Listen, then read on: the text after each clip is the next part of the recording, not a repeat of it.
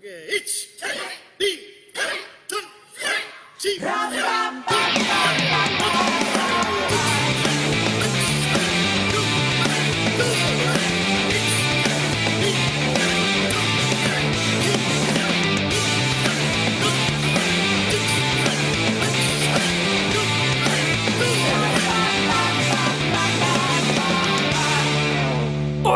Oh, Serious podcast today. I feel like I've died and went to heaven.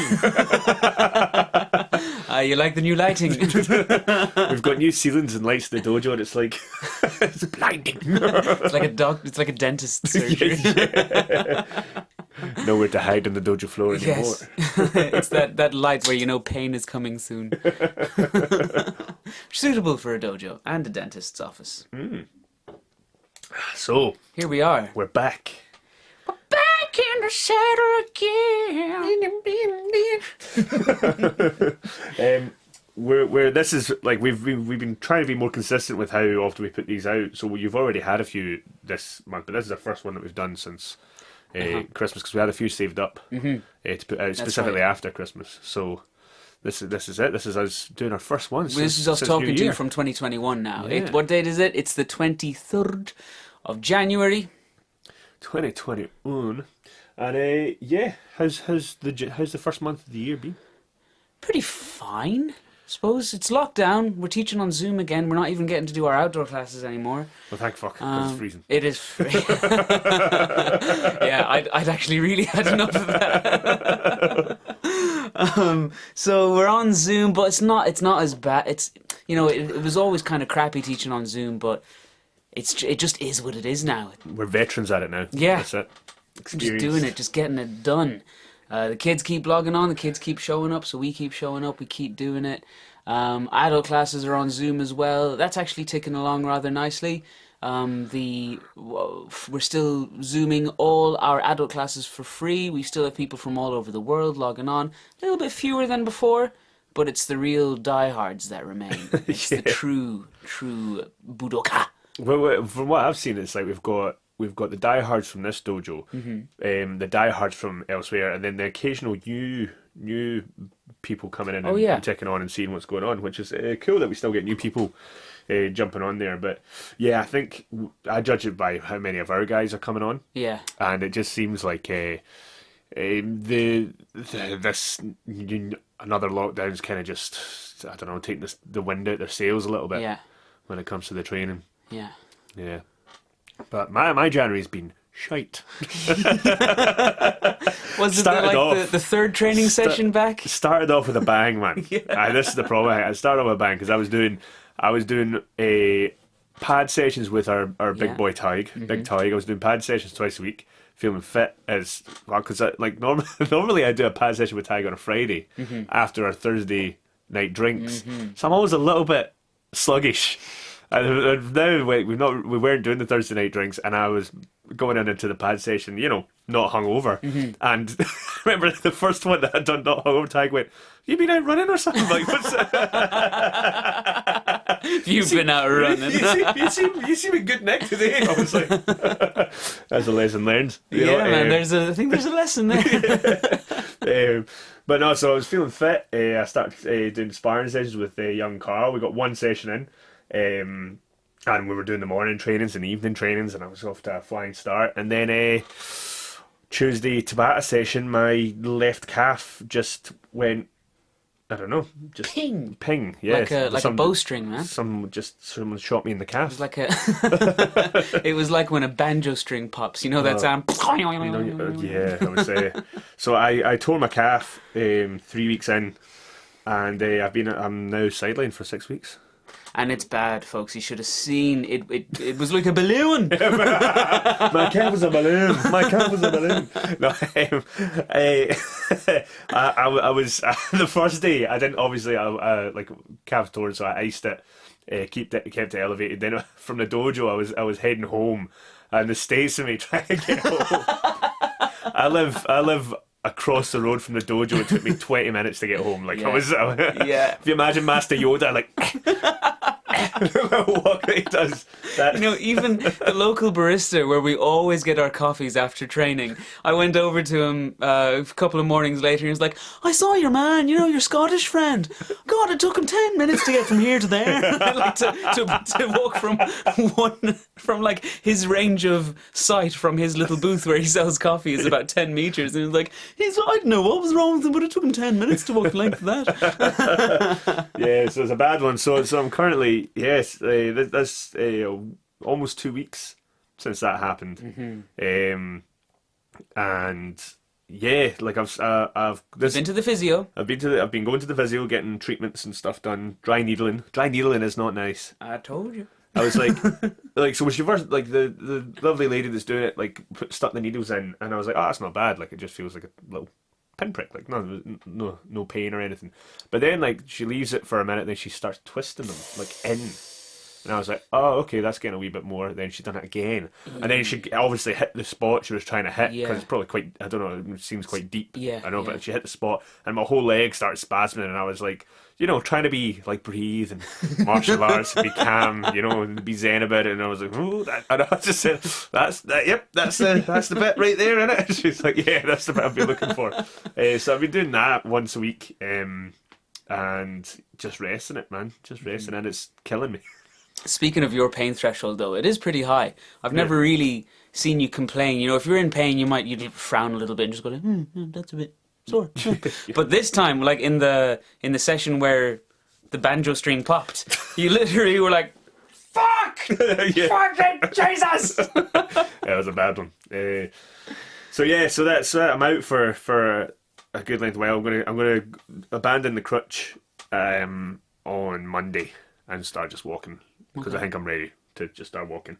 And we'll see what the lady says. When she sees me walking in and stuff, we'll see what the physio says. But yeah, it's slowly getting better. And I think the biggest thing that I need to do is just make sure that I don't rush back, because it starts to feel better and I start to train, and then I would just go again, like, and probably worse than before. So I need to be strict. 6 weeks is an eternity, man. Like, it's so boring. Can't imagine being out of training for 6 weeks. Oh man, like I didn't realize how much physical exercise we actually did, because I can't sleep, because I'm not burning off any energy. So I'm just like, I don't eat anymore. Like, I ate once in 24 hours yesterday.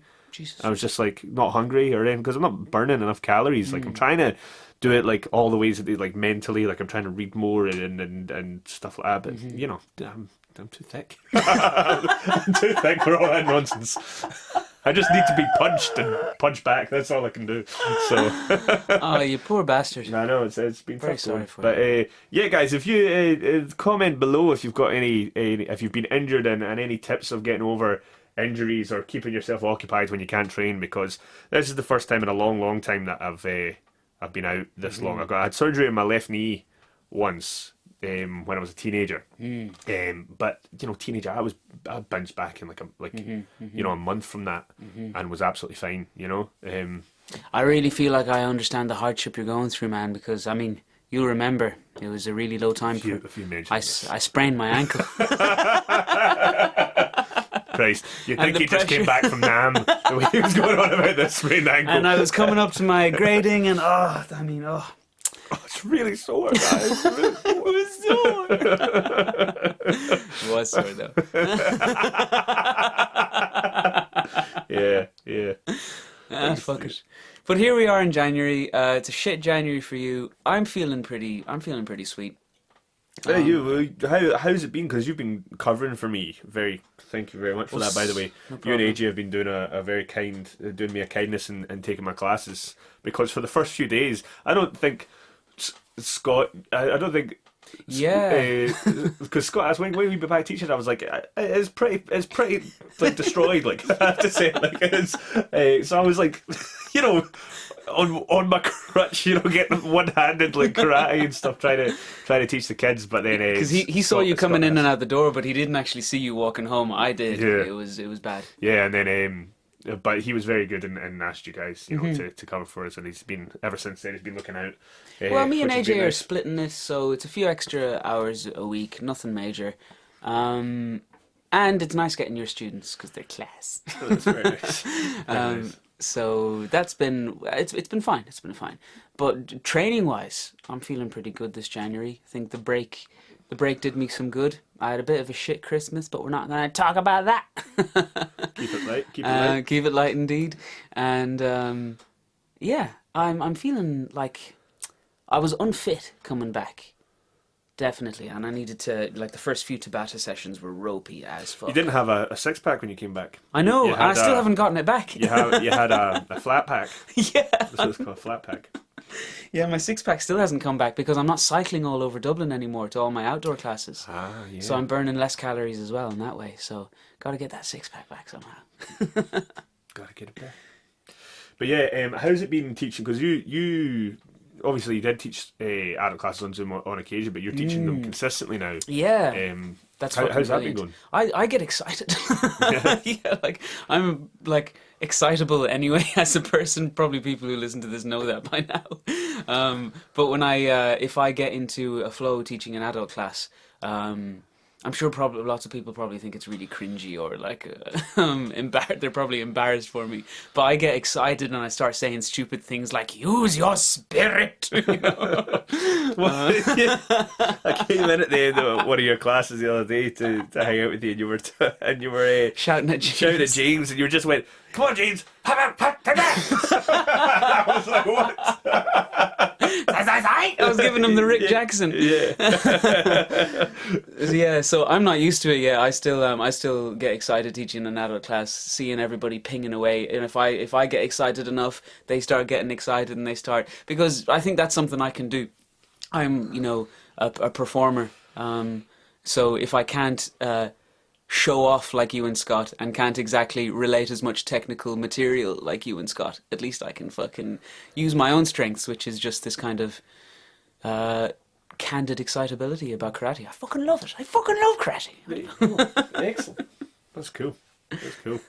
But yeah, I have to say I've been missing it a lot. Like I've had I just got a nice message from Claire just asking after me and saying that her and the kids are missing the training and stuff, which is nice. And I have a few messages from a lot of people from the dojo hoping that I get better soon and stuff. But I have to say, it kills me. This is a bit selfish, I guess, because it's nice that you and AJ are getting a bit of exposure, because you do get a lot of exposure teaching on Zoom to especially the new people. Like Rolf and Anne, for example, always post what the class was like after it, which is really cool because everyone kind of gets a glimpse of what we're teaching and stuff. And it was always just me and Scott getting that post, but now you and AJ are getting the post, which is nice. But I remember when AJ first covered my class, I think, and it was the Tuesday, and I seen, I was just having a look at who was all signing on, and there was 10 new people on there and stuff, and it was like groups of twos and stuff on, I didn't recognise, and I was like, oh, it should be me. Yeah, it was very selfishly being I would love to be the one showing off, and then showing what I can do, getting the exposure. But it's nice that you guys are getting it. If I think about it for more than a second, more of that knee-jerk reaction, I'm like, it's good. There's nothing wrong with that. Yeah. But yeah, we're going to get plenty of exposure because I think we're going to have a pretty busy kangeiko. Yes! I can't wait, man. This is one time I'm actually looking forward to kangeiko because it's only 4 days this year. I love kangeiko. When I first came here, I hated kangeiko because I was getting up really early, really cold, and the pressure of teaching, not just in front of the whole dojo, but also and the other dojo instructors, but also the teaching in front of Scott, which is when you first start, that's a very daunting task, because I've only done that once before kangeiko, which was my sort of first couple of days here. Yeah. I taught the odd class in front of him, and it's nerve-wracking. Now it doesn't, but after 3 kangeikos, I don't even think it had any effect on me whatsoever. But those first 3, I was like, oh, you have to do something wild because the boss is watching, and it's definitely, it doesn't matter what you do, he's going to take the piss out of you a little bit, which is part of the fun, but it's oh, you want to be at the end of it still have him say that was a good class or something, so that excitement, always eventually looking forward to that, that. So I always look forward to kangeiko these days, but this time it's going to be weird because we're going to be on Zoom. It's just going to be the four of us in the dojo, us four instructors, and the rest of the world on Zoom. I don't know what I'm going to do. Wheelchair karate. No, yeah. I don't know. Yeah, shit. I'm gonna. Well, if you teach something I can do, Do you know what he said? He then said, "I've taught many classes just from Shizentai." I was like, "Of course you have." Yeah. Like, what? I know Chokazuki. I could do the wee elbow thingy. Yeah. All the four MPs, but you know. But you'd still hurt your calf, I'd say. As soon as you went for speed and power, so what? you're in danger of hurting your calf. No idea what I'm going to do. But I'll come up with something. I've got a week to plan, so I'll come up with a fantastic class where I just talk and smack you and AJ with a shinai or something, you know, like make it funny or something like that, rather than silly. Maybe get you to demonstrate everything wrong and show the corrections or something, you know. That could be good. Remember the last summer camp we did together? Can we tell people? Can we tell people what we did? Because that was genius. It was your you started just it off the cuff, I guess. Okay, I'll tell them. So we had a lot of brand new newbies at our summer camp, kids who'd never done karate before. So we had to teach the basics while also, you know, the red belts, yellow belts, green belts, purple belts there weren't going to be too bored just learning how to do all the most basic techniques. So Ross stands up and he grabs everybody sitting around in a great big circle and he goes, what did you say? It was like... At the dawn of time, there was cavemen, and Rue immediately, knowing what I'm going for, becomes a caveman. I jumped into character. And I talk about how they developed the first punch and they developed the first kick and the first block, and it was all about they had a big rock that they would play with, and we picked up the big ball, and you know one caveman would try and take it off the other one, and the other one would push them away, and that eventually turned into Chokazuki or whatever it was. It was like the scientific evolution. It was a reenactment, a reconstruction of the history of karate and of, you know, the cavemen of Okinawa and how and it was theatre. It was good for just winging it. I thought, you know, so bad there's no video evidence. So we do that for punching. Then we'd be like, okay, sorry, it's story time. The kids all run around like super excited. It's like, okay, the dawn of time. And then talk about how they kicked, and then that turned into maigiri and stuff like that. Yeah, it was good. It was fun. Great fun. How did we get onto that? Oh yeah, what are you going to teach at kangeiko? So yeah, I don't know. I'll come up with something. So I'll fill up an hour somehow. Yeah. Yeah.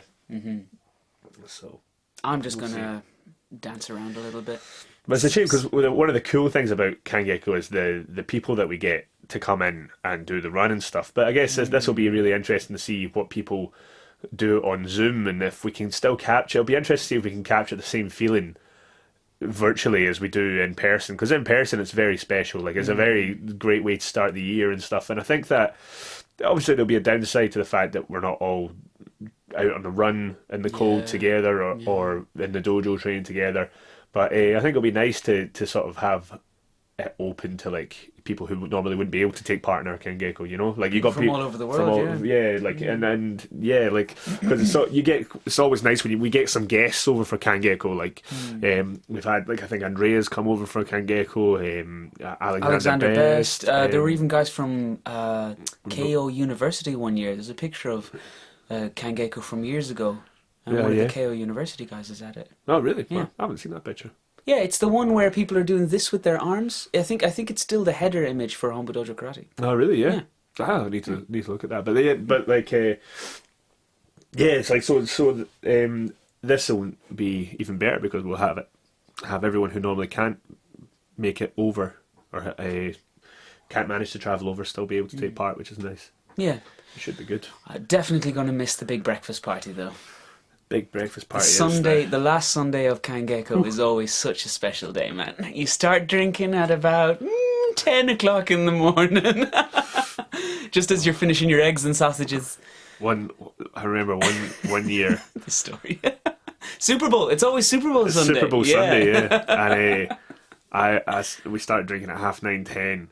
And I remember it was 4 o'clock in the morning watching the Super Bowl in Coppers. So hang on a second. You meant 9:30 a.m. followed by 4 a.m. the next morning. That was crazy. I've never been so placid in my life. It would have been Dicey's though, was it? Or was it Coppers? Coppers had it on, yeah. Oh wow. Yeah. I was insane. That was insane. Yeah. Because the thing was, I think I had the karate team, and then I had my other friends outside of karate who were planning to go and watch it anyway. So I drank with the karate team till about they went till about 9 o'clock at night, like from 9:30 to about 10 o'clock. 12 honest hours. A gentleman's 12. I've done that twice, because then one year, I was up watching the Patriots and the Eagles, whatever Super Bowl that was, in McSorley's. So yeah, I've done it twice. I'm just remembering that. Yeah, jeez, but yeah, it's, the party's always fun. It's always good laugh. One of the best dojo days. There's that. There's the summer barbecue And the Christmas party. and the Christmas party. Yeah, class. What's your favourite kangeiko memory? You got one? I've only how many kangeikos have I done? 2. Been here. This will be your third one, yeah. Yeah. Got a favourite kangeiko memory. Yeah, the first one. I thought the first one was good. First time you done that music. Yeah, and I tried to shoehorn music into my second one, and it was just like a gimmick at that stage. Yeah. But the first one, I actually had a proper bit of. I was talking about staccato versus legato, and how you can kind of get that feeling in karate. That's cool. Yeah, That was cool. I was pretty pleased with that. I think my favourite kangeiko memory, I think it was like one of the ones where like it's hilarious because we were all messing about in the top corner doing a class. I think it was during AJ's class or something, and I remember we were doing some partner drill, and Karen was saying cheeky things on the side. So me and Karen started like talking back and forth, and then I garied him. But like, and I thought like, I'll just touch a bit. I just went and like caught him right in the floating rib, like right in the, and he went whoa, and hit the deck. And I went, oh jeez, I didn't mean to do that, Karen. I went, and he was hunched over like whoa, and I went and I hugged him, and I was like, man, I'm sorry. And he grabbed my arm and just fucking judo flipped me all over his head, and I was like, oh, that was class. Genius. I wasn't even mad. I was like, oh, brilliant. He just fucking judo flipped me. I was like, that was amazing. Excellent. It was very, very, very cool. And that was one of the ones where I was just like, this is just nice, Like, You know what? One kangeiko, when we're all inside the dojo, we should put the mats down and get Karen to teach a judo class. that'd be cool, yeah. That would be really It cool. would be really cool. Because he's a black belt second dan. I don't know what belt he is, but I know that when he came here, he trained with the judo team, and the Irish champion and him were having good matches, and he was competitive with the Irish champion, if not Cool. giving him. Karen is very getting the better of strong. him. Deceptively so. And dense. He's got Just them thick Armenian bones. Yeah, yeah. He's just a very, very strong man. But yeah. So, folks, if kangeiko. you hear this, what day is it today? Saturday. I'll try put this up before Thursday. Come along, log on to Scott Langley's Zoom account at 7 a.m. Thursday, Friday, Saturday, Sunday. Hold on, I'll tell you what date that's gonna be. 27th. 28th. Okay. So from the 27th, we're doing 4 days of kangeiko, 7 a.m. Look for the event on Facebook, and all the details Where are is it there. Friday? Yeah, 27th. Yeah. And donate to Irish Cancer Society while you're at it. Oh, it's the 28th, not the 27th. 28th. Yeah. There you go. 28th, 29th, 30th, and 31st. It's going to be good. Cracking way to kick off the rest of the year. Mm-hmm. Yeah, should be fun. But I'm a buzz. You're a buzz? I'm a buzz. Because not only we don't really talk about it, but the UFC's on tonight. And it's the return of this Emerald Isle's favourite son. No, our notorious son, no doubt. Our infamous son. Conor McGregor. I have to say, man, like, despite everything that you hear in the media, I still get a buzz when there's something about him. And I guess that's why he's a global superstar. There's something about him that just encapsulates me. Like, he's got charisma. Yeah. Even when he's boxing owlets in the pub. That was one time. Yeah, McGregor versus Poirier tonight. Yeah, that's tonight, yeah. What's your prediction? I think McGregor, second round. Why second round? Poirier's tough.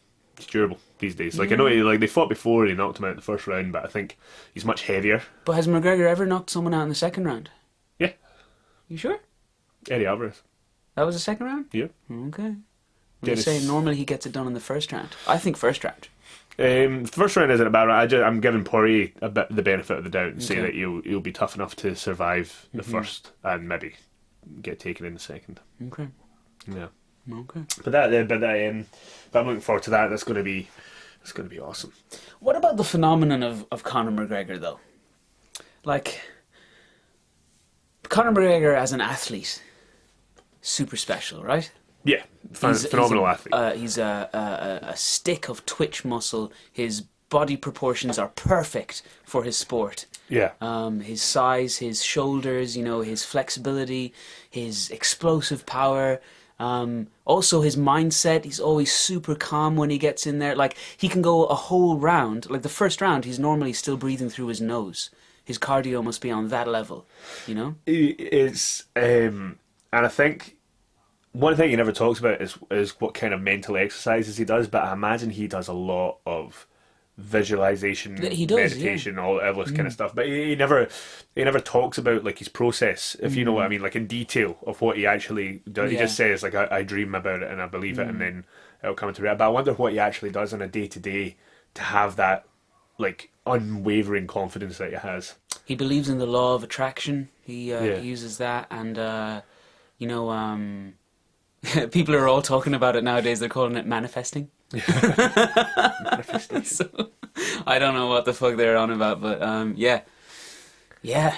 So his mental process, obviously his training is probably extreme. Well, it used to be more extreme, didn't it? He used to actually fight full-on rounds. He used to say it was boots preparing for boots. He used to have full-on fights to prepare himself for his matches, and he's taken it down a notch since then. Yeah, and I think that any proof of that you can go too hard is Max Holloway fight that we watched the other week. I mean, he says he does no heavy sparring whatsoever and put on the biggest clinic I've ever seen. Yeah. Like it was. Remember the commentators were like, "Folks, stop your sparring right now. Put away your gloves. Everyone get trained on Zoom. That's all you need." Yeah, the guy does no sparring, but absolutely, it was one of the best fights I'd ever seen in my life. It was a masterclass. Yeah. And that's why like I was trying to get Scott into it, like into and I think that when it's on, he does enjoy the matches. I think a little bit, even though he never admit it. I think he does it a little bit, and I think especially if he had stuck around to watch the main one, that would have been interesting to see his reaction to that. Yeah, it was funny. He was sitting there and he was like, criticize a little bit, and then someone would land a good one and he'd go, "Ooh!" And you're like, Scott's having fun.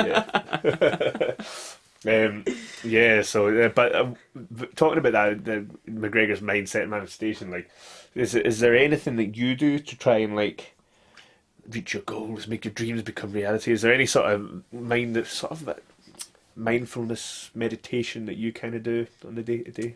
Tell you what I do, Ross. I get up every morning. I get on my bike and I go down to Sea Point and I get in the sea. And it's fucking brilliant.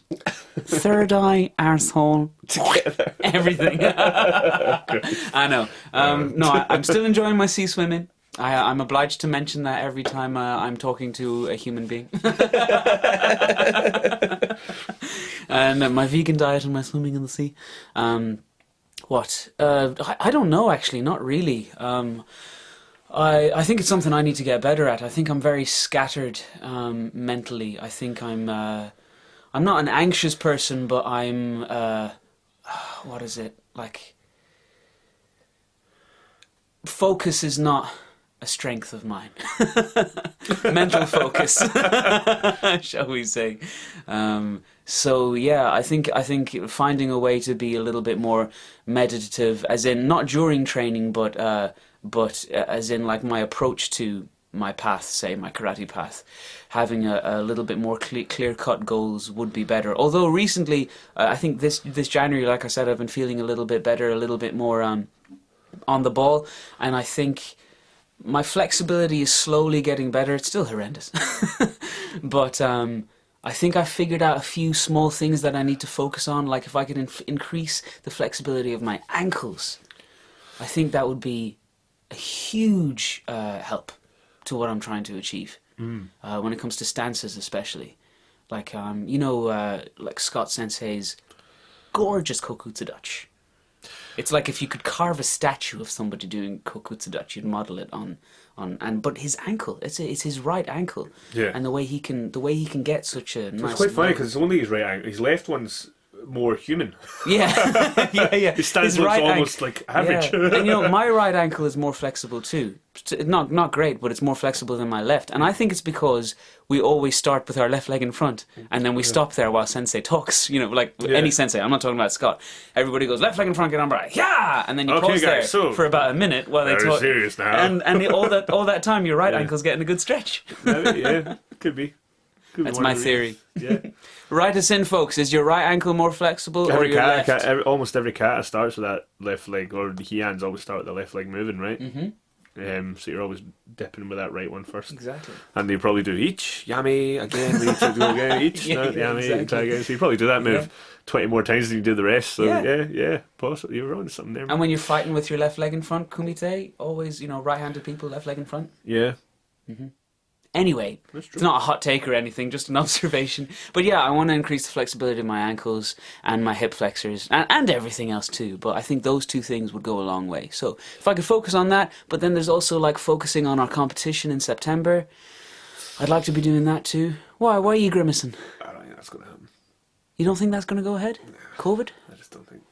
September. Yeah. Vaccine. Be grand. You're just hoping it doesn't go ahead because you're out of training right now. No, I would be happy, because 6 weeks out is a bit of a pain in the hole when it comes to, but say I'm back in action properly, mid-February? March, April, May, yeah, 6 months, fucking plenty of time to get ready for a competition. What about you when it comes to visualization, meditating? Well, that's the thing, now that I've been sidelining for a wee bit, I've been thinking about this a little bit because I can't physically train.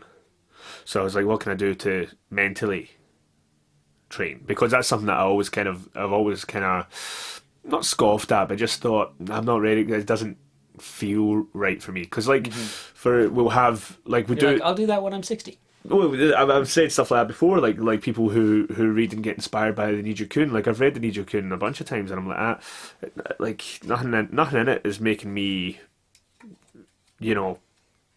think any different than I already do. Yeah. And I think that's just because of mental maturity. Like it's just I'm not at a stage in my karate where it's hitting me naturally. I can try and force it, but it's not genuine then.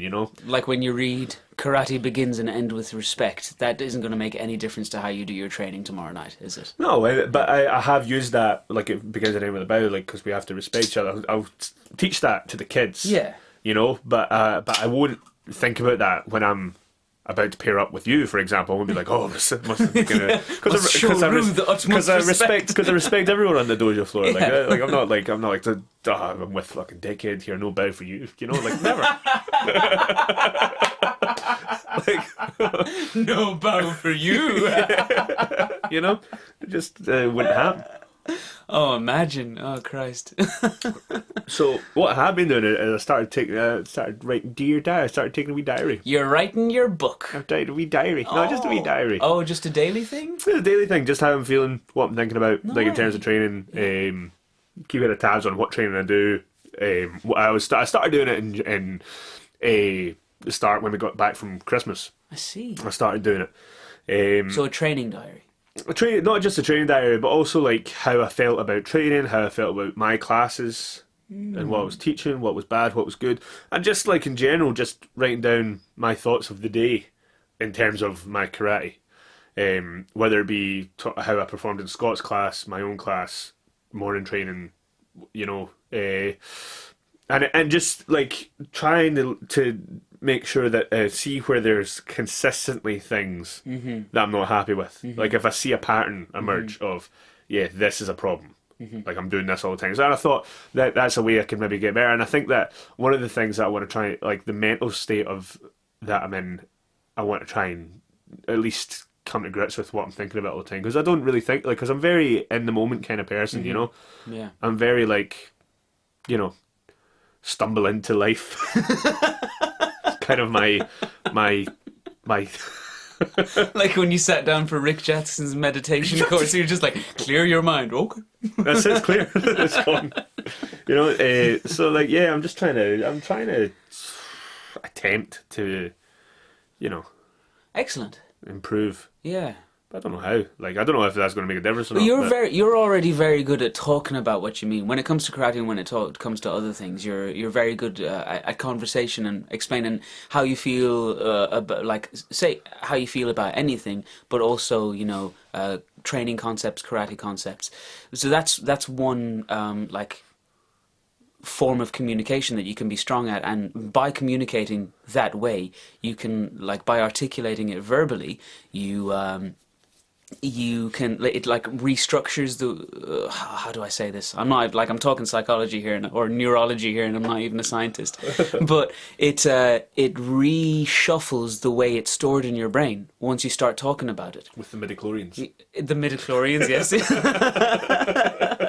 And writing it down does the same thing. Yeah. You are reshuffling the way you understand this information. So whether you're writing it down or talking about it, you're understanding it better every time. Yeah. So just thinking about it on your own without any kind of communication, be it with pen and paper or verbal, you're not getting the most out of the information that you have in your brain. Maybe there you go. There you go. There you go. That's so maybe that in time, you know, doing that, keeping that up, and I'll come back to you in a few months with a revelation. Yes, with the secret scrolls. Like, oh, pressure point Miyagi-Do. Yeah, like so we'll see what that does. Like I've tried. I thought to myself, if I'm sidelined, like, let's keep this up. Even though I wasn't training, I was like, well, just keep writing about how what you're thinking about day to day in terms of karate and training and your mood and stuff. Like I had to write the other day because I was like, be honest with yourself. It was the other day when I don't know what Scott Sensei was teaching, but it was after the class. He was talking to Matt Payne Sensei, and they were talking about, it was Wankan, right? You guys were doing Wankan on Thursday, and they were talking about, oh, do you do it in Furodachi, or have you Zenkutsu Dachi, and have you ever seen it done in Furodachi? And they were just having a conversation about kata, and it's horrible to say, but my first reaction was, what a waste of time. Like in my head, just listening to it, I was like, what a trivial thing to, like, care about. And then it got me thinking. I went down a wee rabbit hole, and this was just in the space of like a few seconds. I was like, man, karate is the most like we waste so much time on trivial things, like what stance should it be in, and and I was going down this thought process, like, oh, you guys were getting showered. I was like, going into the darkness. The green numbers coming down like in the Matrix. Yeah, I was like, wow. And I was like, man, how much time is wasted on trivial things like this? So I wrote it down and I read it back to myself, and I was like, it's not trivial. And so my next day thing was, this isn't trivial. This is, you know, there's a beauty in it, and there's a purpose in it. It's kind of like, because what I have been watching, it's lots of chefs.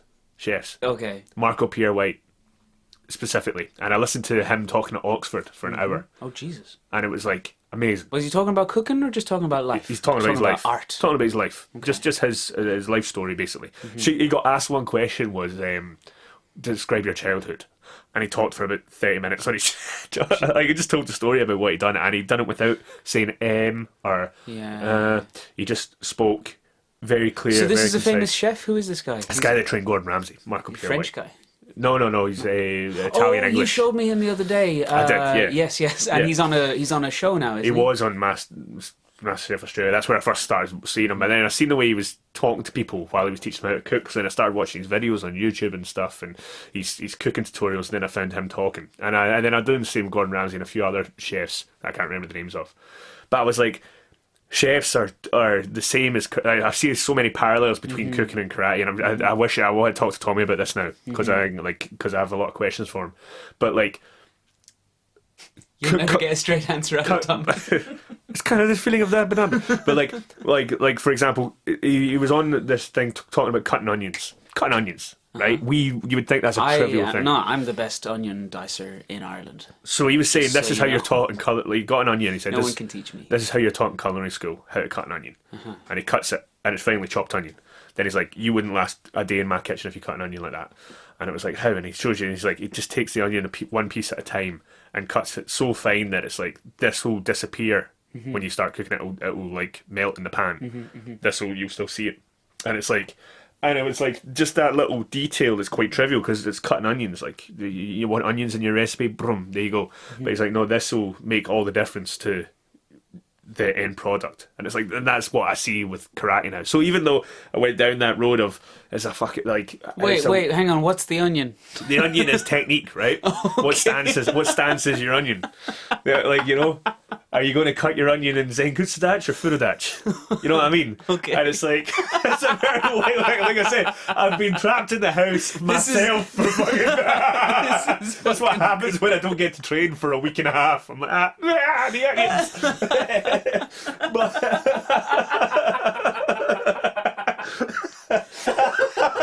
I'm there watching them cut onions and I'm like, this is karate. Rick Hutton would be so proud of you, man. I know. But like, so I was like, that is exactly, because like you can cut onions like everyone else, or you can cut onions like the best and have the onions disappear. And it's like, and that makes all the difference to the dish. That's so beautiful. And it was like, that's what it is, man. Those little things that you would go, man, it's just a fucking onion, just cut it and get it in the pan, right? No. It's the way you cut the onion. It's the way you like put it, and it's like, and that was like, fuck, that's what it is. The style, like, should it be this stance or this stance? Should it be backside eye? Should the fingertips be here or here? It's like that little bit can make a fucking bit of difference in terms of like just everything, you know. Like, I don't know. Maybe I'm losing my mind. You might, my little diary might just be the authorities will be like, of a madman. the authorities will be like, this is why we can see you is spiral into the darkness. As you leave a trail of corpses across Dublin. Yeah. Oh Christ, that was great, man. That's what I've been doing since I've been injured. Fucking the onions, and that's it. Because I haven't delved now as deep as you have, but I found little bits in acting training, in actor training that is very, very there are bits in it that remind you so much of some things in karate training as well. And it would be the much more, it wouldn't be technique, like you're talking about technique, and the things that I can kind of relate to karate training from my acting training is more to do with like presence or breathing or, you know, more esoteric things like that. Things that I don't give myself permission to really think about too much because I'm still learning how to kick and punch, you know? But I know Rick Hutton is very interested in acting training. And I think he's, because he mentioned it in some seminar, he mentioned he'd been watching someone on YouTube. She was like, I think a dancer and a physical theatre guru. And it was something about presence and entering a room and stuff like that. But in my theatre days, I learned a lot about those kinds of things. Presence, spirit, breathing, and also movement, because I've done a fair bit of physical theatre in my time. And one thing I learned about there's this you know mime, the classic French mime. Yeah. It was there's this guy called Etienne Decroux, who was he's basically the founder of where I'm in the box, and the hand like that. That's his style of mime. I'm pulling a rope, that kind of shit. And one of his principles was that to make a movement dramatic, there has to be an opposite movement simultaneously somewhere in your body. So if you're reaching this way, you should be stretching in the opposite direction at the same time. And Paolo Balafio confirmed that is martial arts, that is connection, that is fascia, that is... so it's also drama. Wow. I think this is so cool. This is cool. Yeah, that's cool. Like, and yeah, I think that this is my first dipping my toe into that kind of like that next stage of development. I think. Nice. The mental and spiritual development. We'll see. Cool. See where it goes. But yeah. But in terms of like, you know, I'm talking about that. So I think that if I keep this up, I think that my, maybe not physically, but definitely mentally, my opinions of karate will have changed from the start, from January to December. Or from January to January, say in a year's time. I think I'll have a wildly different opinion of karate if this is the road that I'm going to travel down this year. We'll see. You sense that you're at a fork in the path. I think that this, like, you know, I never see it as forks in the path. I always see it as the ladder, you know. Oh yeah. And I think that sometimes you like chutes and ladders, you know. There are snakes and ladders. Snakes and ladders. You're going up You in American bastard. Yeah. Yeah. Snakes and ladders. You're right. I've never played chutes and ladders a day in my life. Always snakes. But I think that it's like there's times where you're going along the little bit until you get to the next ladder, you know, and that's what I think. It's like you plateau a little bit, and then all of a sudden, without putting effort into it, all of a sudden you'll just be like, to a new plateau. You're there, and I feel like this is the right way. I feel good about it. Maybe I'm just losing my shit, but like, I think this is the right. I think if you look at way to go, the most inspirational karate instructors, you have to lose your shit a little bit. Maybe. Well, something happens to you, like something very unplanned, like this injury, forces you to change something. You know, like there's an unplanned change that happens. I think when people are doing it, like Scott went through the same thing. He injured his knee and couldn't make a stance for a year or something. He was telling me, and he had to sort of find a way around it. And I think that even like with the lockdown, unplanned, unforeseen, has kind of changed the way that we think about teaching in a lot of ways, because we have to teach on the spot, and we have to teach without any sort of physical contact and stuff like that. So I think and we've managed to do it for almost a year now, and that I think has a very tough restraint to put on your teaching. Yeah, not being able to partner up, because before the lockdown, most of my teaching was partner work. Because my philosophy was you have to be actually defending against something or attacking with something. You have to actually be doing it to someone to get the best out of it. You know, punching the air can only get you so far was my thought process. But now your classes were usually start with Kihon, then make it a little more free, then pair up and apply it somehow, and then that would be what my structure was, and it's forced me to change my teaching structure. Therefore, my ability to teach has broadened. You know, like I've got a much more broad spectrum of what I can now teach, which I think is a benefit of what's happening. So I think it's like, to reach new plateaus, sometimes something unexpected needs to happen, and all of a sudden you're in a new realm, which is, I think, what's happening now with me. It's like that restaurant that Scott Sensei talks about, Amshire. Yeah. Where the chef decided he was only going to use ingredients native to and created in Ireland. Yeah. And he said it was the best meal he'd ever had in his life. Restricts the options that he has, and creates something amazing out of it. You know. So with restrictions, I think comes the Shakespeare. The next level. He had to have a certain number of syllables in every line, 10 syllables, something like that. He was making up words though. Yeah, but he did it really well. Yeah, but so yeah, like that's interesting though. I'm excited. Like, even though I'm injured, I'm excited just to see what happens. Cool, man. I'm excited. Yeah. We're just here along for the ride. But like, so if you remember, way back, we were saying like we had what's the New Year's goal resolution or goals for last year.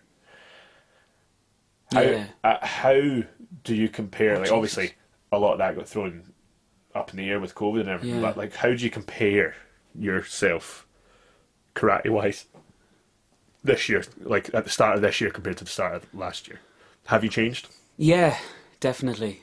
But it feels like a massive change to me. But I'm sure for somebody else looking at my karate, it wouldn't look as dramatic. It wouldn't look as dramatic a change, but I think I'm doing karate a lot more the way I want to be doing karate now. Still a long way to go. Like, you'll never ever catch me saying that I'm where I want to be. You'll never. That's the rule. Yeah. But what can I say? I definitely took a step in this 1 year gone by. Yeah. Yeah. And I think, like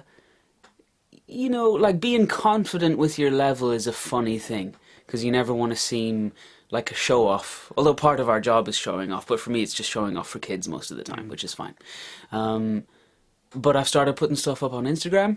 Yeah. And I don't put up every video I make. I record myself doing a class, on Zoom. I put up my laptop on Zoom and I put up my phone filming myself. I edit it down to about 1.5 minutes and I watch it a few times, and if I like it, I stick it up. If I don't like it, I delete it. But yeah, I think I would never ever have published myself doing karate online this time last year. Yeah, I think I'm still not that. Every time I record myself, I'm super hypercritical of myself. Yeah, that's like one of the reasons why I think I'm quite good at karate, is because I'm never happy, even though I'm very cocky at times, and I'm very I have that air of I'm the man or whatever. On the inside, I'm never like that. I'm always very self-critical. So whenever I look at a video of myself, I'm never like, oh, look at that. I'm always like, oh, you fucker, you fucking cock, look at you, you're such a fat piece of shit. You can't even do front stands. Look at you, Stacey. I'm very, right. I'm very mean to myself. So one of my things was I want to film. I ordered myself a wee tripod and stuff to start filming, doing what you're doing, start putting it up on Instagram and stuff. But obviously I'm injured, so I can't do it just now. But that's one of my things that I want to try and do this year is just put myself out there a bit more. Not rely on Scott to put videos of me out, but just start putting my everyday stuff. Because I think a lot of the stuff stuff does get put on me, it's never of my classes. Rarely of my class. The one time, the only person that puts videos up in my class is yourself, or if we've got a big seminar or something on. But the day-to-day sort of training that I'm teaching and stuff never really goes out, and I think it's not bad. Sometimes we'll come off the dojo and you'll be like, oh, that was a good class, man. I'll be like, yeah, man, I wish I'd filmed it, or recorded it or something, because that was really good. So yeah, that's one of my goals. But in terms of you compared to you sent me one of those videos that you recorded. It was the first one before I put it up. And you said, I remember you were like, man, is this okay to put up? And I watched the video, and it made me think about all the karate videos to see if people teach. And I was like, and I think I said to you, mate, just think of some of the people that put stuff out there. It's crazy how much better you've gotten. Think about them and just be confident with it. And then it was that made me go, you need to start putting stuff out as well, because I mean, as critical as I am. If you think I can put stuff up, then you can definitely put stuff up. That's the thing, and that's the kind of light. I was like, yeah, you thought Rue's video was really good. Maybe just stop thinking about what you think of your video and just fire it out and just be. And it's a certain level of, I don't know, not confidence, but don't give a fuckery. I guess, or just scrutinizing yourself a little bit less. You have to scrutinize yourself for training, but I like how much I scrutinize myself, because I think that's what pushes me to get definitely better. I think I'm my own worst critic, But you need to remember that nobody is scrutinizing you as much as you're scrutinizing yourself, except for Scott Sensei. Except for Scott, yeah. And that's psychologically proven. Yeah. I think the psychologically provable Scott Sensei will always scrutinise you more than no. I think something I still need to try and wrap my head around. But yeah, that was the plan. But obviously, silent. That's on hold for now. But at least you're making your diary. Yeah, exactly. When you do start putting stuff up, it's going to be inspired. Inspirational, yes. Yeah, and here's the thing, that's the thing I realised, compared to last year to this year, this is the question, have I got better at karate? And I don't think there's that big I think that I'm in the plateau stage physically just really? now. I don't think I've gotten faster, stronger, technically. But you have been doing a lot of thinking about karate. You started arguing with Scott Sensei a lot more. It sounds terrible, but I would just say challenging with my own ideas a little bit more. Sure. Yeah. Just challenging, and then going else. Of course. And that's it. But I think, thinking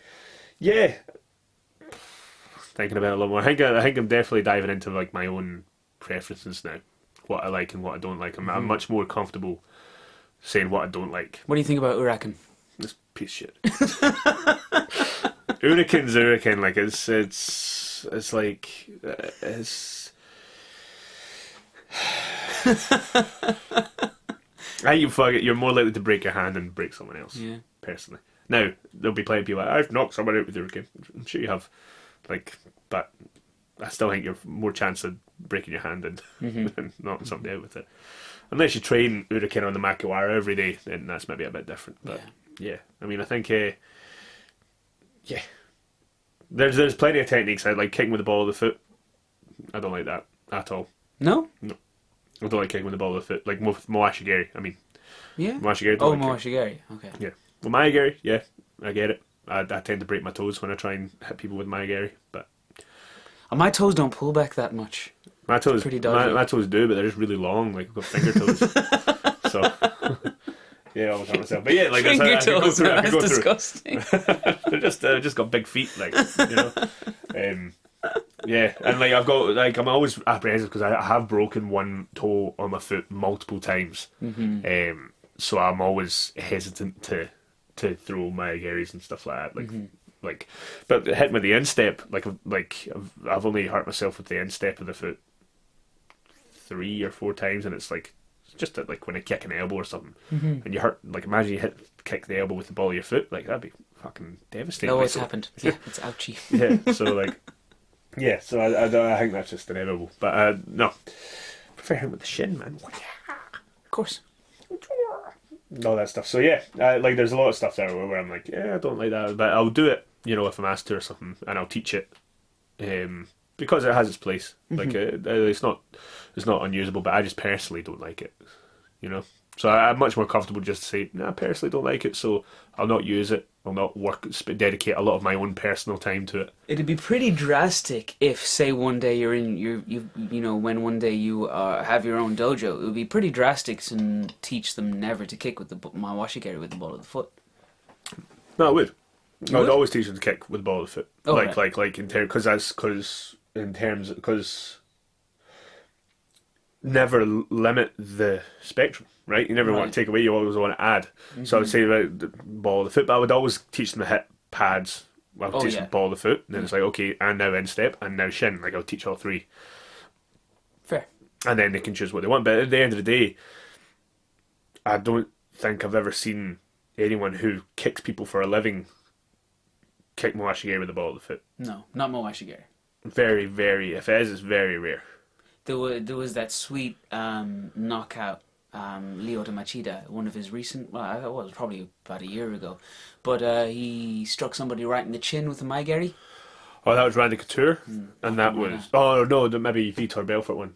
Yeah, but he's done it twice. Yeah, and yeah, Maigiri to the chin. But not Mawashigiri, no. Will work every time. Maigiri to the chin.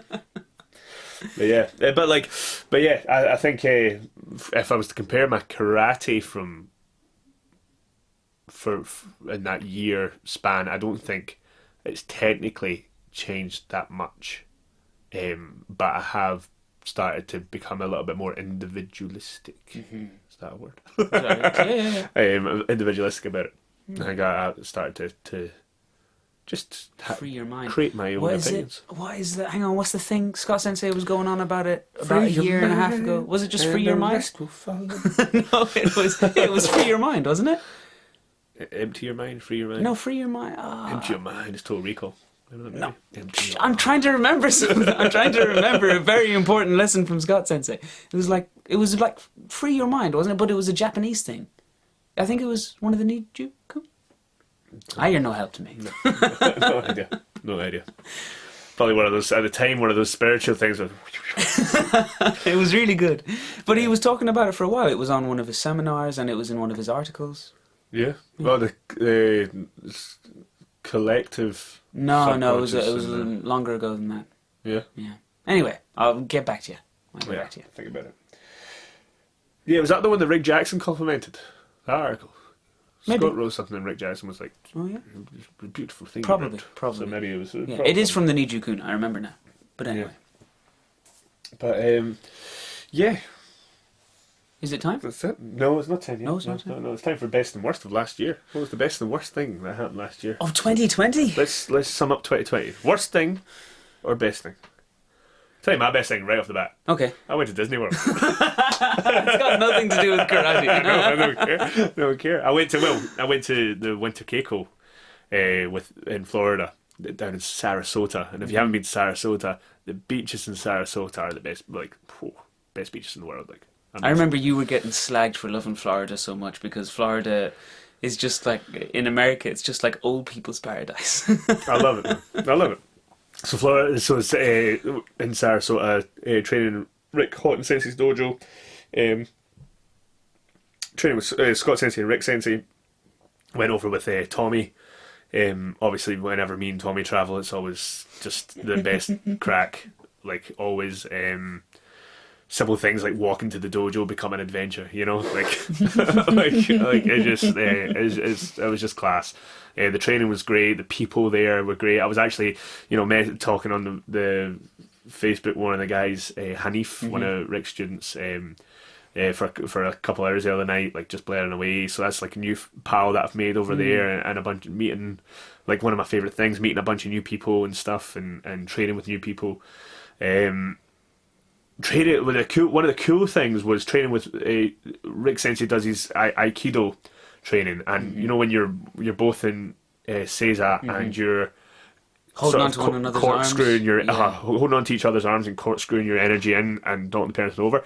I actually was training with a guy who was able to do that really well, and was actually like very good. Well, he was really good at telling me, "Oh no, you've lost it there. You've lost it there. Oh, now you've got it," and you feel the difference. Like feeling the difference. That was the first time I think I've actually like got the grips of that kind of training. Yeah. So that was really cool. Being like representing Scott Sensei in the training is always good. Like when you're traveling a place and Scott Sensei can pull you out to demonstrate. Like he pulled me and Tommy out at one point to demonstrate something, and we nailed it, and that was really fun. And then the camaraderie and stuff during that whole camp was great. Everyone was super lovely. And were very patient with me and Tommy and our antics and stuff, and maybe some people maybe thought it was inappropriate, some people enjoyed it. We are who we are, that's one of those things. And then after that trip we travelled up to Orlando and went to Disney World. And you got to go to the Star Wars world early, before it's even open. We got to the Star Wars world, and we got on the brand new. We got the fast passes to the. We not even fast passes. Like there was a limited number of tickets because obviously it's so popular. It's like first come first serve to get a time slot to get on the ride, and we got our time slot. We got on the new ride, and it was amazing. It was amazing. Like we're on a Star Destroyer. Yeah, we're on a full a proper we were there in space on a Star Destroyer. It was insane. And yeah, just Disney, the whole experience, the staff, the location, the weather, the parks and stuff, the food. It was just one night we went to this Japanese restaurant, and they had a Wagyu beef on the menu, and it's so expensive and stuff. And Tommy was like, "Listen here, lads," and he gave us a speech like, "We're in fucking Florida." I was like, "When we're in Florida, we're in Florida. So let's get the most." So we were like, "All right, we'll get it. We'll get the most expensive thing on the menu." Doesn't make any sense. But he said it with such conviction. We're like, we understood. We're like, "Yeah, okay, let's do it." And it was amazing. And Scott used his Disney points, to get us the accommodation and stuff, and it was great. Hanif met us, with a like a 2-liter bottle of Jameson for me and Tommy. We were like, you have no idea what you've done. That was definitely the best part of last year, man. That was so good. Yeah. Good for you, man.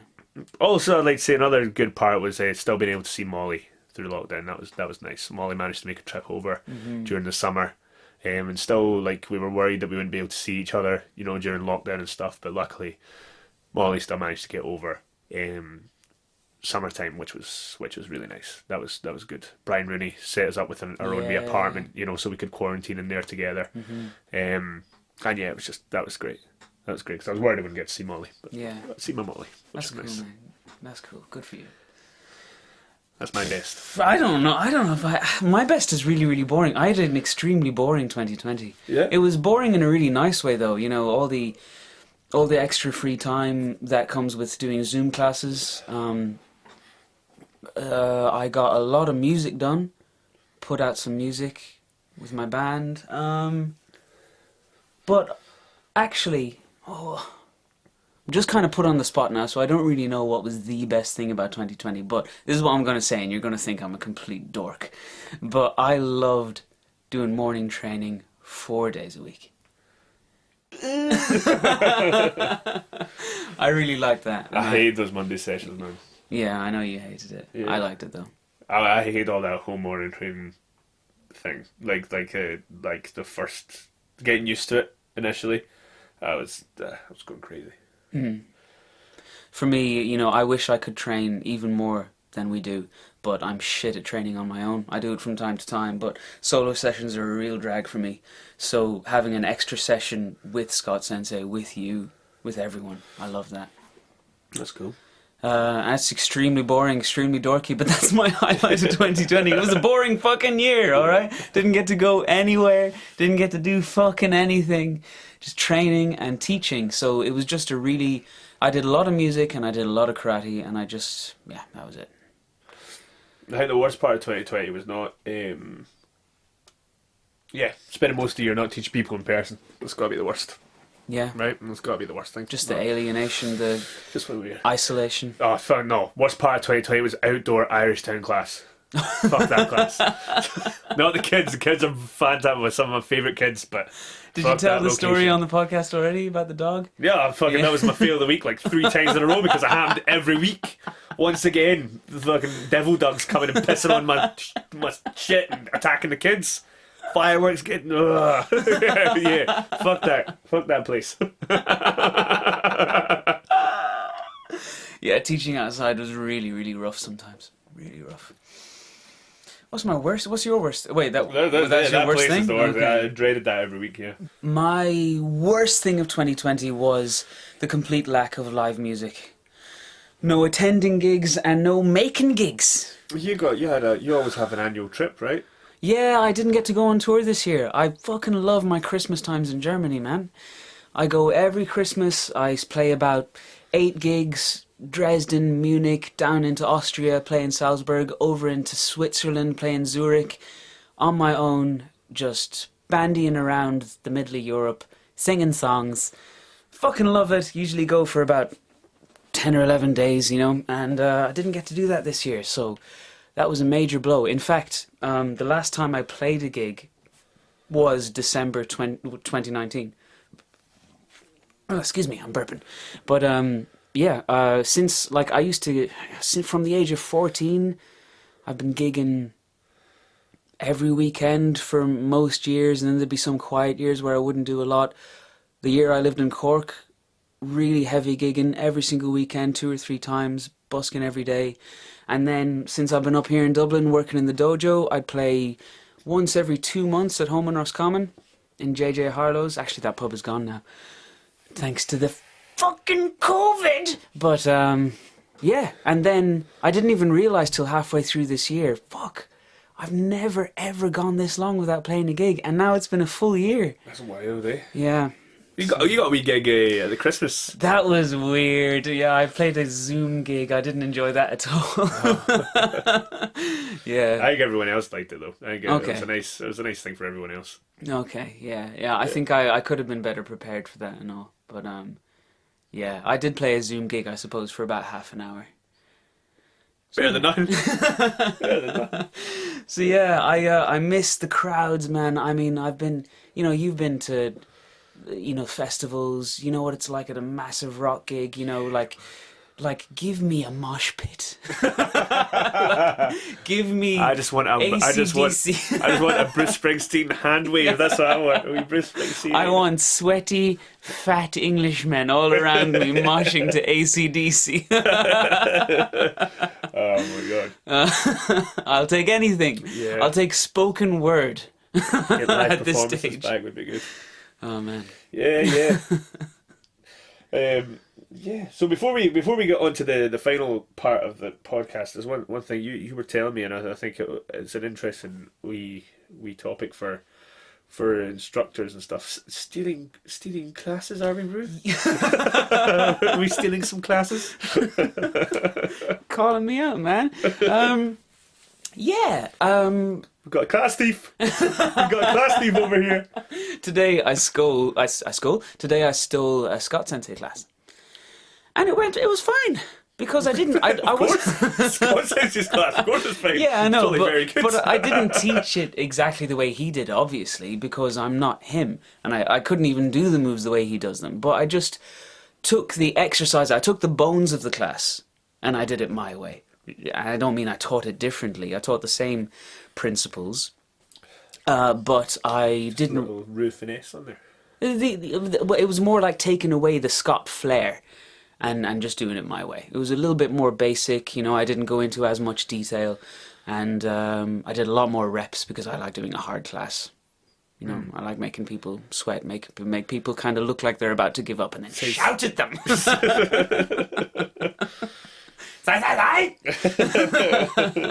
So yeah, that's what I did. I stole a class. You steal classes. I've seen you steal classes. I fucking steal classes all the time. Yeah. Like I think it's a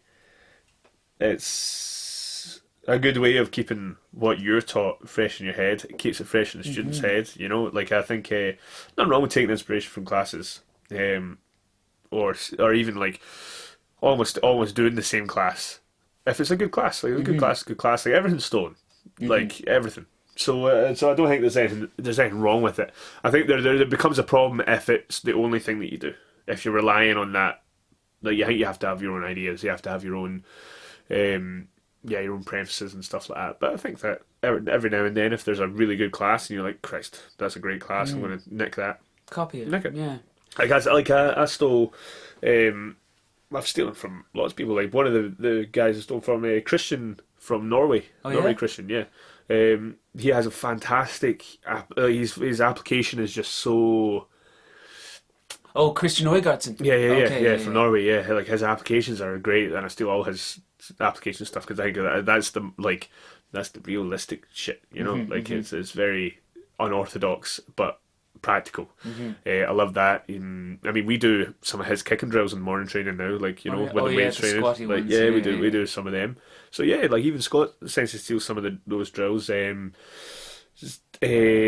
also stole. Sorry, Christian, I'm stealing all your shit, but I stole Christian's the kata, where you make up a kata, make up your own kata stuff, which is you work back from application. Yeah. So somebody's going to attack you with something, you have to defend it and do it a couple of times, and then turn that into some sort of karate technique, and then all of a sudden you've got the makings of a kata, which I think is a fantastic drill. And as soon as I heard about it, I was like, wow, like got to try that out. And I've tried it out a couple of times, and it always goes down really well with the students. The students love it. I think it's hilarious to see what they come up with. Yeah. And it's actually a good insight into. It's a really good way to explain what katas are and why we do them. It's a good justification for kata, and then obviously steal everything from Scott, steal everything from every good instructor. Always has something that you can steal. I think I'm only just coming into that now, though. That was the first class I'd literally just stolen. Maybe I've stolen bits and pieces or ideas or exercises here and there, but that was the first time I stole a class from start to finish. And it's good. I think like what class you steal? Oh, it was what he did this morning. He did it in his 10 a.m. course for that guy over in Scotland, Kanzen Karate. Yeah. So he did that class, and it had some bits and pieces. My old mate, Roy. Exactly. And it had some bits and pieces from a class he'd done during the week. Some kicking stuff. Those hip exercises for my Gary. Yeah. Yeah. So those were fresh in my mind, and then he put them all together with a few extra stuff this morning, and then I had your adult class at 1:00. So I just did it. I just did it again. It was still fresh in my mind. I managed to do the whole thing. I didn't miss anything, and it was perfect. It was great. And I feel like it wasn't just copying somebody. It was expanding my repertoire.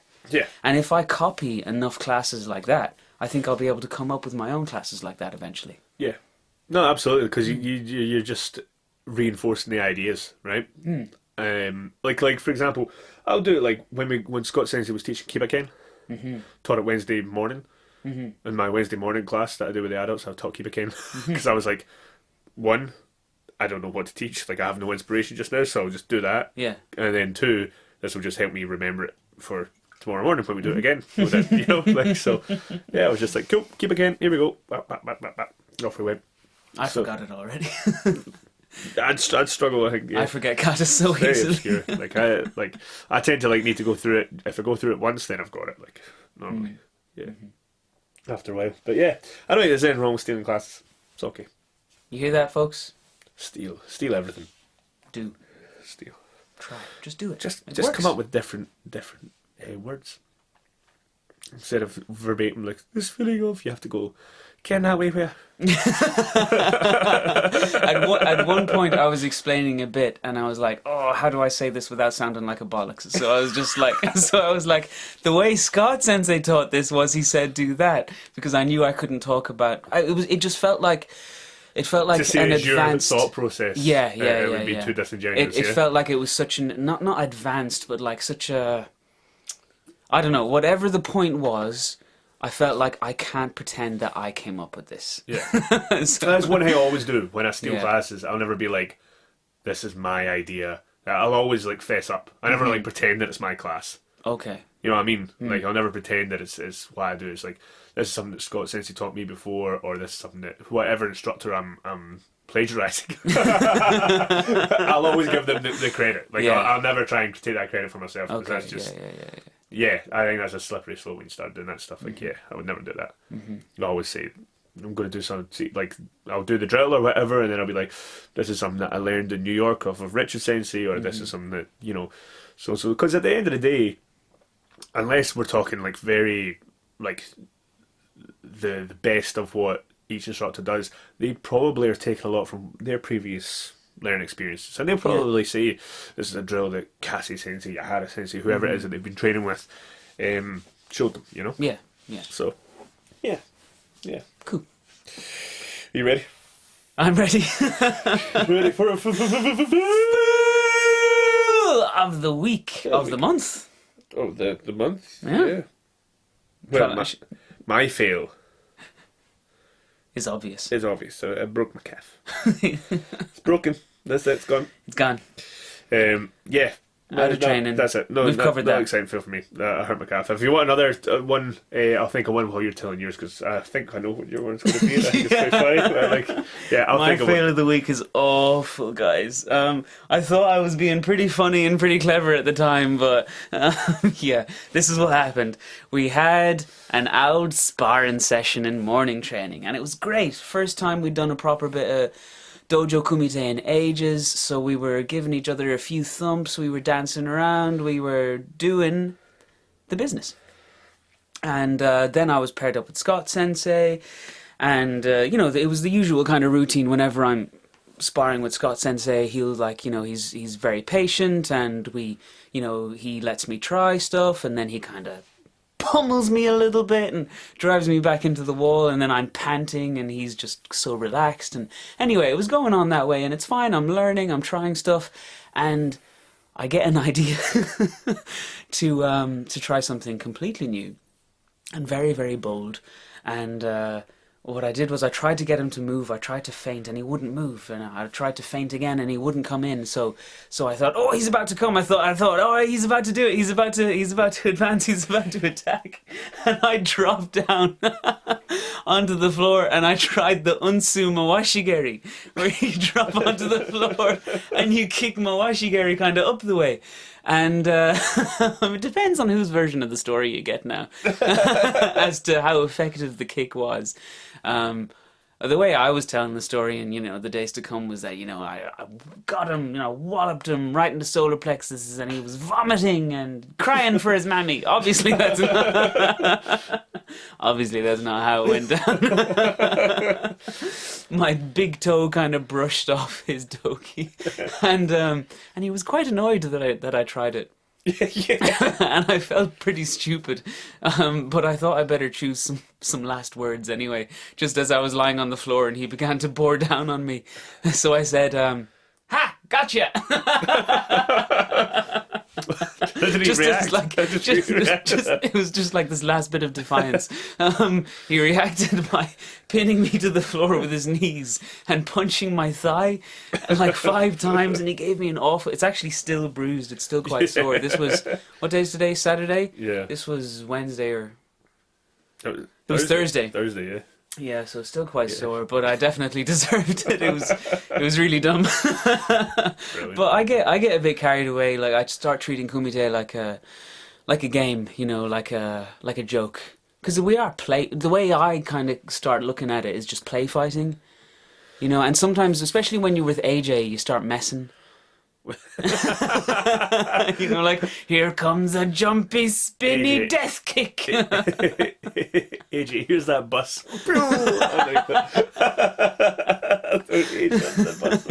No. AJ doesn't do kumite. No, it's like, but it is, yeah. You know, people say things like "keep it playful." That's a BJJ thing. You know, Yeah, keep I it mean, playful. like I think it's. But there's a balance, obviously. I obviously went much too playful there when I tried to do this. It goes in one or two ways. Like, you either get too silly or you get too serious. Right. And I'd much rather you get a bit too silly when we don't have any mouth guards in, pads, groin guards, or any of that stuff on. Like, because when it gets too serious, I'm always like, I always find when people get too, like, people come in with an energy that's too serious, and I'll be pinging away and stuff, and I'm like kumite is my kind of the best aspect of my karate, I think, and for people to get me, they have to go fast, they have to go harder, Right. and I always get to the point where it's getting to the point where you're still like, we're still kind of like, I'm still playing and you're trying to get me, and it's to the point where when you do get me, you'll be going so hard and fast that like you end up hurting me, cutting me open or something like that, you know.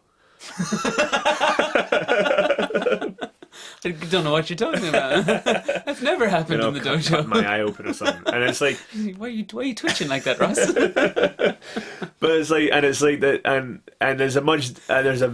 I think there's a big difference between me playing, like, and me relaxed, and then me starting to ramp up and I never get serious in more kumite, really. You'd fucking kill us. Well, like, and that's and I think that I'd much rather feel like I was got a bit too silly than it got too serious, because if it gets serious, then people start getting hurt. I think, you know. Okay. Well, I got silly and I got hurt.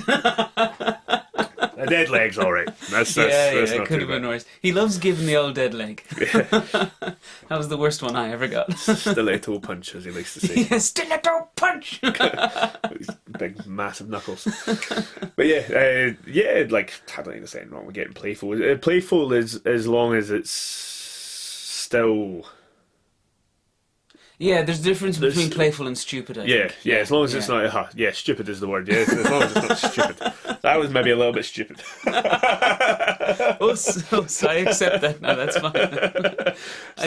The way you told me it, though, was I went in on Thursday night to catch the end of Scott Six's class, and I hang about, like, we all hang about afterwards on a Thursday for an hour or so these days. And it's just my little, getting out of the house moment. And I got in, and the first thing Ruth said was like, "Guess what? We're doing kumite." And he told me the story, and I started pissing myself. And I was like, "Did you get him?" And he was like, "Yeah." And then I looked at Scott, and Scott's face was some picture. I was wetting myself because I was like, he's like, "Let me tell you my version of it now." I was like, "Yeah." Yeah, I know. I like, whoever I told the story to, they probably knew I was messing. Yeah, of course. Ugh. All right. I know. But yeah, the first podcast of the year officially. Yep. Officially, I guess. Yeah. Hopefully this comes. We're going to try our best to keep on the reg with it. I think we're doing a good job. We've been consistent, every week or so, right? Yeah. Yeah. We're going to be good boys from now on. That's it. And next week the Sensei Seth. Oh yes, we unfortunately, promised had- everyone Sensei Seth. Yeah, unfortunately, as you can tell because he's not on, we had to postpone that one. He had some house troubles and stuff. He's asked, but he's been very good to us. He says he will reschedule with us, which is nice of him. So we'll get on him soon. But we've got the lovely Lauren Hart, who I actually met at Winter Kangeiko in Florida. Yes. So there you go, friends of friends of friends, who's going to come on next week. She has her own podcast, which we will. The name of it escapes me. Beyond the Dojo. Beyond the Dojo. I've actually, since inviting her on, have went and watched a bunch of the episodes. They're very. Her and her husband Jeremiah are very, very good. Very lovely people. Great content. So check that podcast out. If you want to know a little bit about Lauren before she comes on. If not, we'll be asking her all the questions and stuff, and Pushing her in have a the lot hot of fun seat. next week. So yeah, that'll be next week's podcast. So hopefully you enjoy that. Can't wait to have her on. And as always, deep bows and ooses. Us. Us. It's